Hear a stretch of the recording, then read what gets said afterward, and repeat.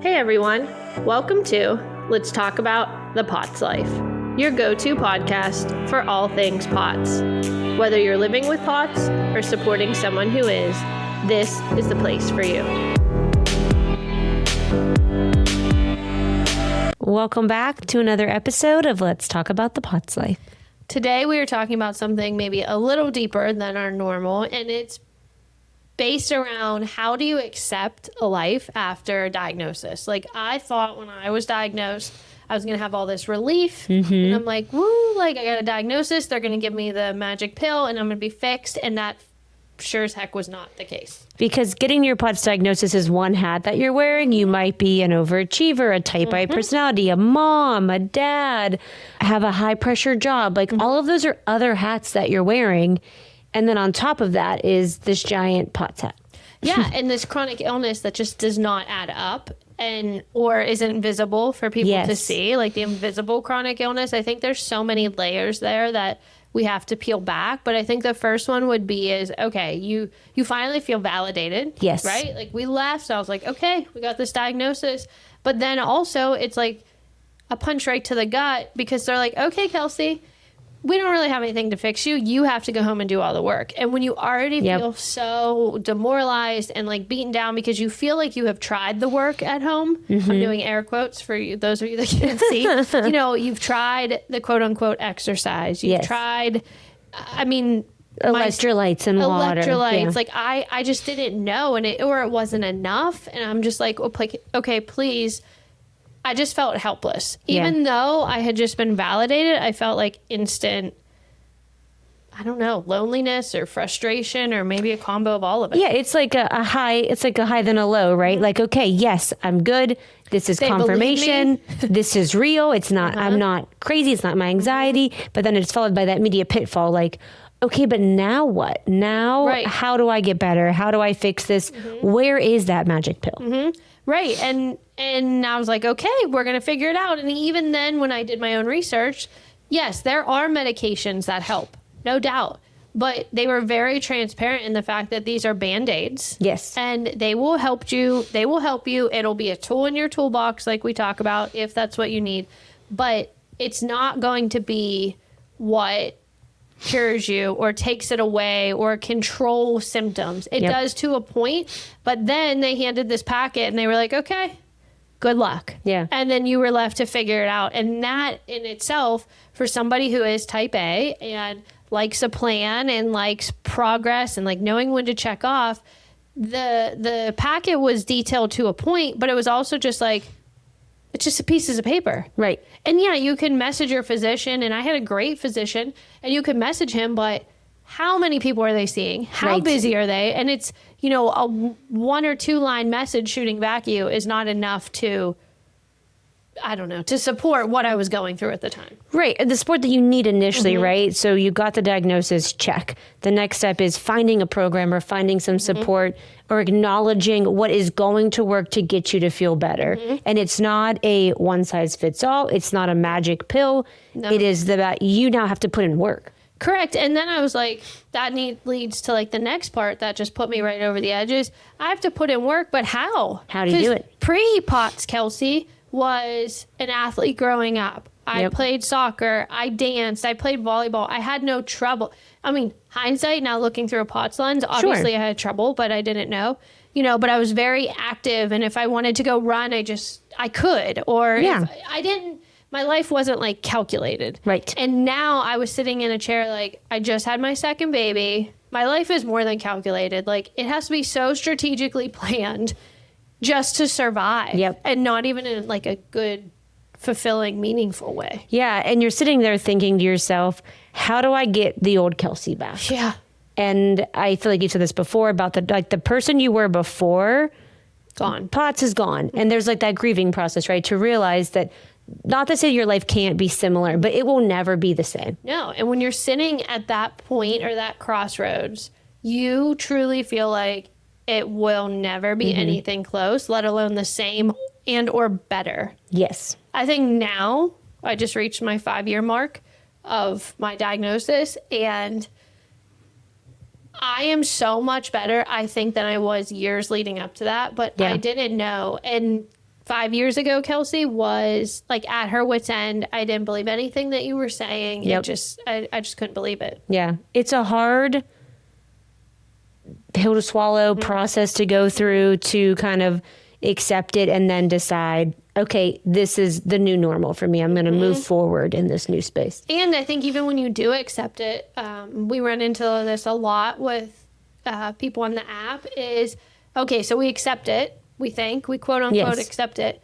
But then our old ways come in and like bite us. You know, I just had somebody, it was like, he pushed through too hard and he's like, he's somebody who was so physically fit and active and training for like a ton of biking and like probably, this is not just him, it's just one of many examples, like at the best shape that they've ever been in. And then the rug gets pulled out. So we start to fall back in those ways. Well, I'm going to push it a little bit. And then it comes and bites you and then you have to readjust. And it's this constant power struggle to like old life, new life, and getting to your like better life, that it's hard to find the in-between. Yeah, maybe you have a really good couple of days, right? And you're like, oh, I can do more. This is it. I'm going to do better. And then you overdo it, right? Because you are in that mindset of, oh, I'm okay. Like this is working, which it's great. But then if you do overdo it, then that could set you back, right? Or it could change your mindset if you're like doing too much and then you have to reset your expectations. It re-humbles you very quickly, whether you want to be or not, at all different levels. And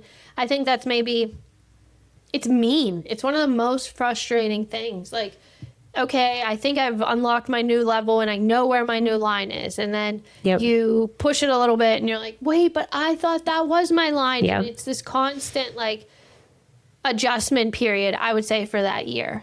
Now, yes, if I don't have enough water, I can't not eat. Like fasting is not a thing for me. Of course, if I don't do those big things right, well, I feel a little more symptomatic. But in the beginning, if my meds were off by 20 minutes, like day ruined.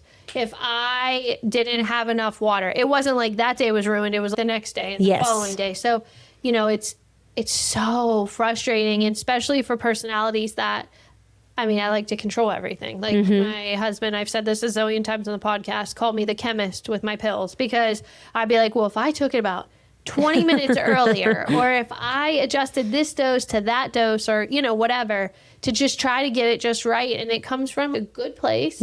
Because you want to get better, but we kind of get in our own way. Or not kind of, probably you a lot. Do get in your own way with that for sure. Yeah, that personality type can get just... Yes, and it's... I was talking to somebody today on a consult, and active, played sports in college, and runner, and triathlons, and all these things. And she's just like, how? And it's so mean. It's POTS is so mean in that way. Yeah, it humbles you very quickly. Oh, lots of tears. And I think that through all of this, like through the humbleness, through the frustrations, through the diagnosis, the validation, the loneliness, being lost, tears, like you're frustrated. And I say that on the call. I think I'm transparent on here and in the calls, like it stinks. You're frustrated, you're overwhelmed. And I think you need to also leave space to feel that way. Yes. Validate those feelings. They're normal and typical in this setting. And feel your feels. Right. Because if you don't, it'll just... it just keeps bubbling. And then I think it just explodes, because it's tiring to live in this body. It's tiring to handle the emotions, the exercise, the symptoms, all the things. And then how does it not explode? Right. And so it's like a whole process, right? We've talked about the diagnosis and the highs and the lows that come with the diagnosis. The grieving, who you were before, is another big component of that. And then all the other hats you have to wear, balancing being a mom, and whether that's with a toddler running around or a child or sports, whatever it is, that's another thing. And mom guilt, it's a real mom thing. Guilt, so much. For me specifically, it was like, I have 2 boys. How am I going to make this work? How do I still be a mom and participate? Even to do bath time.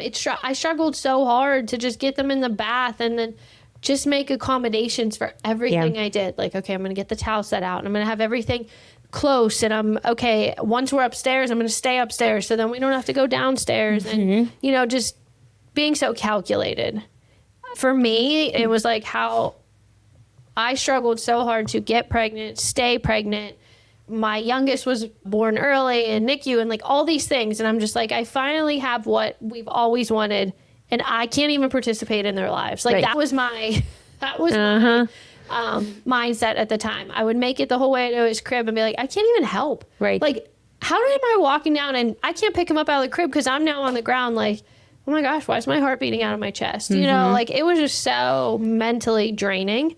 But I think that's where, and we say this on other podcasts, you need a team. Yes. You need the right doctors. You need family. You need those cheerleaders to help pull you out of those times because, yeah, it's rough. And being a mom, seeing a child with POTS, no matter what age it is, we see people diagnosed with POTS, like, 9, 10, the whole way up to, you could be grown. I was standing in the kitchen. My mom's like giving me a hug as I'm sobbing in her. Right. And I had 2 kids of my own. So I think there's just such a spectrum that I always hate to compare, right? Because every certain situation, it stinks. Whether you're a mom, you're a child, you're single and working, it's hard on everybody, no matter what your situation is in life. Yeah, it's not an easy disease. It comes with a lot of burden and feelings and frustration. Yeah, it's a process. It's not something that is, and a lot of other things are too, but this is one that really can take the wind out of your sails just on a random Tuesday. Literally. And you could do everything right and it's still going to humble you. Yeah. I think people say, well, what about a therapist? And I think that's key because I also think you just need to be able to offload your symptoms and no different than anything else in life, but offload your symptoms and how you feel and frustrations onto like a neutral party. And even better if they understand POTS because then it's like, okay, they get it. Yeah, and the point of that is to have someone help you work through that and get coping mechanisms and understand that it's okay to feel these ways and modifications on how you can like take those feelings and channel them into something. Like it never hurts. I always say it never hurts to talk to somebody. No, and I think mine basically was like helping me figure out to give up the control piece. Like you're not going to control your way out of this. No. You're going to only control like what you can control in terms of electrolytes and water and eating and getting your butt on the bike. That I knew, but I could not control every little symptom that came. Yeah. And just being vulnerable or giving up the reins. I had I never had control anyways, but in my head, never not being able to regain control. And I did through biking and in time, but it was very hard for me to see that right in the beginning. But you still 5 years out lose that, still don't have full control because the weather shifts here in Pennsylvania. It's 30 degrees to 80 degrees or the October slide hits and you're like, wait, why am I not feeling my best? And it's like, there's still those reminders that you're not in full control. No. And I think this is why Britt and I always say autoimmune, celiac, out of my control, Crohn's, out of her control. Like, I think POTS goes in the same umbrella that we can control all the controllables now. Yes. And Britt obviously knows trigger foods. I know I obviously can't eat gluten. Like, so we know the things to avoid. Yep. And I do that in the same realm with POTS. But it can still, you still have your moment. You still have it. Yeah, so, it's not gone. No. It's not like it's a scrape on your knee that goes away over time. And you're done, right. Yeah, it is something that is forever. Yeah, and I think that with anything, that's overwhelming. Yep. At times, and I think as you move further out from diagnosis, like I don't have those moments as much. Yeah. But I do have that healthy fear, like, dang, I do not want to go get on that treadmill, but I'm like, I never want to feel like this again. So down the stairs I go. And it could be the further out that you are from your diagnosis too, like the further along in your journey and your treatment, it's that even with those little hiccups, sometimes they're more frustrating the further you are along because you're like, I thought I was past this. But it's, again... You feel invincible. Yeah, knocks you back a little bit. October. My husband says that for October. He's like, do I have to remind you what month it is? Yeah. I'm like, no, you're right. It's just... And it's on such a smaller scale than it used to be. Yep. But yes, if I get any little hiccup type of episodes that I haven't had in a very long time... Panic. Frustrates you. Yeah, panic. I'm ticked. I'm frustrated. I'm all of the above. And I think that's all. It just goes to show you, like, you're just human. And you're allowed to have these feelings. Yeah. So that's one thing to look forward to, so that it never goes away, the frustration. Yes. It just changes. It just changes. But I mean, from like a activity standpoint, like I run, and I was just saying to my husband, I'm like, he's like, why are you like, I was on such an incline and I was going like pretty fast for how I walk. And he was like, what are you doing? I'm like, I can't get my heart rate up. And he was like, isn't that the point? I'm like, but yes, but no. Like, I want to hard. Yeah, I wanted to see it go up. Yeah, like I couldn't get it. I mean, he was like, this is what you've been working for your whole life. I'm like, okay, just stop it. Yeah. Yes. But I still want to know that I'm alive. But I yeah. still want to know, like, I don't want to be sweating bullets. Like, yeah. So the frustration changes and whatever, but I just think we had to acknowledge that just because you're diagnosed, it's not like, oh, No. perfect breath of fresh air. It's all rainbows and No. happiness. It's far from it. And validation along the way about all the feelings that you have, accepting new normals, and those new normals change all the time, routinely throughout your journey as well. Yeah, and they'll keep changing, and you just have to. You can have your moments. It's normal to have the moments. It's normal to have tears, frustrations, all those things. But then also find either us, the POTS Life program, or somebody to help pick you back up and get you back on track and not slide off and not, stay down and out. You need that team behind you to be like, hey, no, I know it totally stinks right now, but it can get better. Yeah, that little inspirational kick in the butt or quote or reminder, this is a lifestyle change. It is not a one and done. No. Yeah. Anybody says that'll be like one time and you're cured, just go back to what POTS is, what the autonomic dysfunction is, quote unquote, the broken part of POTS, that blood, where it's pooling, and just remember, like, it takes time and a low, slow, graded approach with the lifestyle change, electrolytes, water, the whole recipe to get better, but it's totally doable. You just need the right pieces. Yeah. And hold on to what you can control. Yes. So that in a world of so many uncertainties and so much chaos, focus on the controllables that are you can do. You can make sure your toolbox that's fully stocked and you're using all those tools and you're equipped. That's where you can really hone in on.